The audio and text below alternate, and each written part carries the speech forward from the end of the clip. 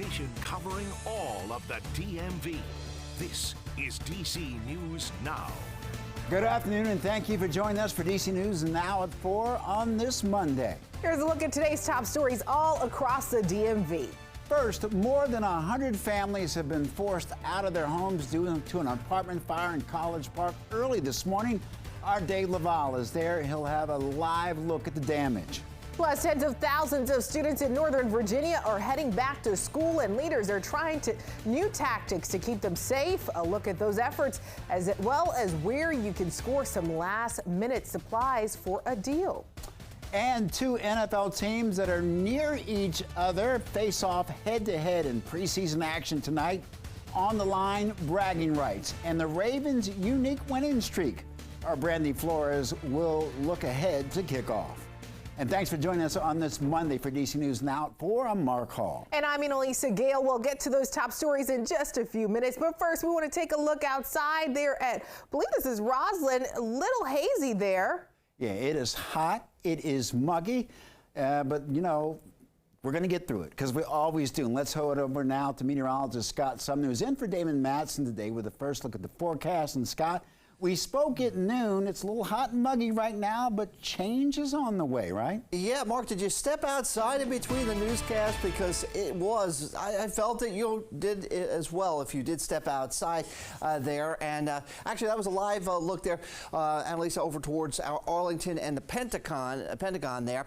We do have poor air quality in and around the region. It's been issued as a code orange for unhealthy for sensitive folks there, respiratory issues in and around the district, and of course in parts of Northern Virginia as well as the eastern shore of Maryland here. Now we are going to see some improvement, although right now again some of that haze is coming in from those fires and the smoke from those fires up in Canada. What's new, right? We've been seeing that a lot this summer, and so obviously today's air quality is unhealthy for some, again with respiratory issues. And again, there is a live look in at what we are really looking at here, which is that haze and that hot, humid air. 90 degrees outside right now, mostly cloudy due to the fact that we have that haze out there, but there is some relief coming in store for us, and the relief is coming in store with a front that's dropping on in overnight tonight and going into your Tuesday morning. So we will be looking at improving conditions here, folks, as we go throughout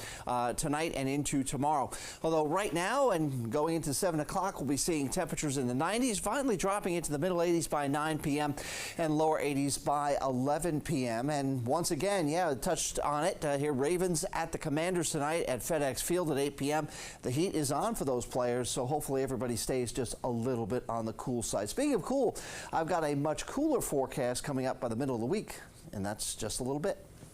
All right, Scott, thanks so much. Well, in Prince George's County, investigators are still trying to find out what caused a fire this morning in College Park, leaving dozens displaced. And those flames erupted from a building at the Winfield Park Apartments around 8 this morning. The apartment complex located on Baltimore Avenue across the street from the IKEA.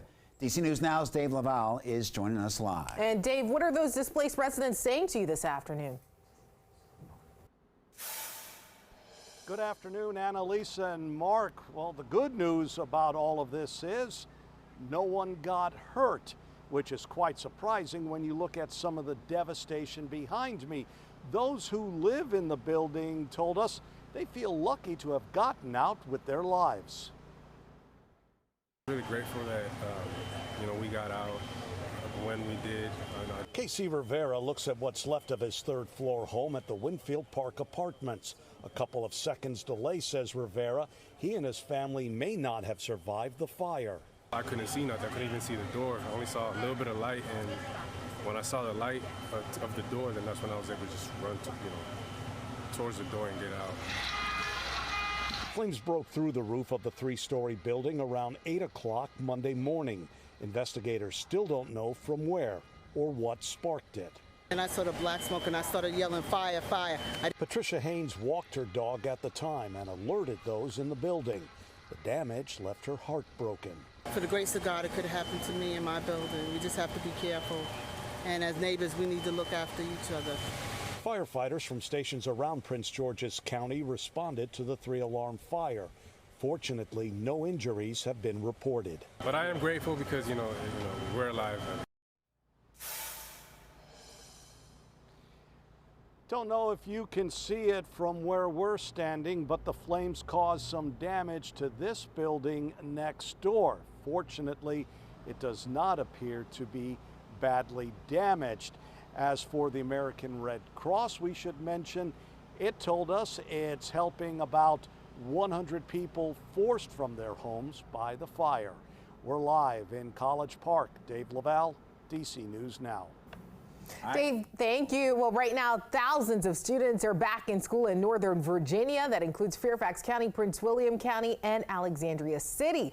And as kids head back to class, city officials are stepping up efforts to protect students. Our Randy Bass is in Alexandria with the latest on new changes on the roads.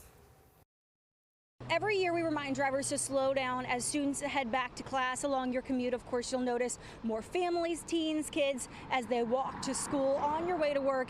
And now something else you have to look out for: speed cameras enforcing speed limits in school zones here in Alexandria. The public school system wants to make sure that you're following along, adding those school speed zone cameras at parts throughout the city. And today they'll start snapping photos of drivers who aren't slowing down. These new cameras offering parents some peace of mind. They say it's a good start, but it's not enough. The cars are speeding all the time. They're not paying attention. Janae and Corey Watson walk their children to school along Beauregard Street. There are also a lot of schools in this neighborhood, and it's not safe. If you're within a mile of the school, you're a walker. And so we live right down the street, and our child, who is actually legally blind, has to walk up the street to school. It's just not safe. The Watsons like the cameras, but want to see crossing guards and police help with traffic control too. It's a conscious mental thing, When you have a presence of authority on site, then the children can actually feel a sense of safety. The new cameras are near Francis Hammond Middle School, John Adams Elementary School, and Ferdinand T. Day Elementary School, along with George Washington Middle School. Drivers who get caught speeding will get a warning for the first few weeks, but paid citations will be issued starting September 18th. The maximum fine for a speed camera violation will be $100. This new program also aligns with the city's Vision Zero goals. Those goals look to eliminate deaths and injuries along roadways in the city of Alexandria. And the U.S. Department of Transportation saying this is a good idea too, saying that those speed cameras can help reduce crashes in areas by up to 50%. Reporting in Alexandria, I'm Randy Bass, DC News Now. Randy, thank you. And as it is back to school for some students in the DMV, we are taking a look at start dates for some of the other school systems around the region. Like schools in Alexandria City, Berkeley County, and Prince William County are also opened their doors today. Loudoun County schools will open August 24th, and Arlington County schools start August 28th. Crossing over the Potomac, DC schools will also start their new school year on the 28th, as well as Prince George's, Montgomery, Charles, and Washington counties. Students in Frederick County, Maryland, head back on the 23rd. Meanwhile, leaders in Alexandria are warning students about the consequences associated with leaving school without permission and walking to the nearby Bradley Shopping Center on King Street. Now, according to police data, there have been over 191 crimes reported at the shopping center since the start of 2021. One store owner says kids need to stay in the classroom and off the streets. Don't get yourselves in trouble. Life's too sweet. It is important that that there is some kind of better control as to how many kids are actually in class when they're supposed to be. Now, the principal of the school says students can face suspensions, detentions, or lose out on being able to attend school events if they intentionally miss classes to go to that shopping center. I know this is corny, but are you ready for some football? I know, so many people are excited. So yes, let's get excited about football. All right, well, the Commanders are hosting the Baltimore Ravens for the second preseason game of the year and the first at home for Washington. And that game kicks off at 8 p.m. Our Brandy Flores is live at FedEx Field this evening with a preview. Now, hey, Brandy, lots of excitement for this matchup. Of course, plenty of excitement. First home game of the preseason for the Washington Commanders. But look, NFL preseason records don't matter. But for those keeping track at home, the Baltimore Ravens have won 24 consecutive preseason games, which is an NFL record. So the Commanders have a chance to break that streak tonight, providing some extra motivation to what would normally be a regular preseason game. Additionally, when these two teams held joint practice last week, there were some scuffles and fights that broke out all in the spirit of competition, of course. However, even during the preseason, it's still game time for these two teams come Monday night. At practice, the Commanders talked about what their focus will be heading into their matchup this evening. Although Commanders players respect the Ravens as formidable opponents, their preseason winning streak does not impress them. I think it's a stupid record. I mean, who gives a shit about preseason games? Same thing like we do every game, you know, especially on the preseason games, just trying to get better, work on our craft and do all that, going against a really good opponent, so I'm excited to do that. To me, the joint practices was really one of my measuring sticks, not just for the quarterback position, but for us as a whole. And to see where we have gotten to, based off of that, I'm pleased with it. I really am. I'm very happy about it. In fact, it's just now we've got to be able to maintain it. So because it is the preseason, both teams are being cautious of how much playing time their starters will get. For example, Sam Howell will expect to see him for a series, maybe two, not too much though. Meanwhile, on the Ravens side, Lamar Jackson will not be playing. Tyler Huntley, which is their backup quarterback, also not playing as they're keeping him safe for the regular season, which is why the Commanders have a decent shot at breaking this 24-game consecutive preseason streak. We'll have much more coverage here on DC News Now within the hour, so be sure to keep it locked here. Until then, reporting from FedEx Field, I'm Brandy Flores. We'll send it back to you guys in studio. All right, Brandy, we'll see who wins there. Thanks so much. We'll see you again at 5.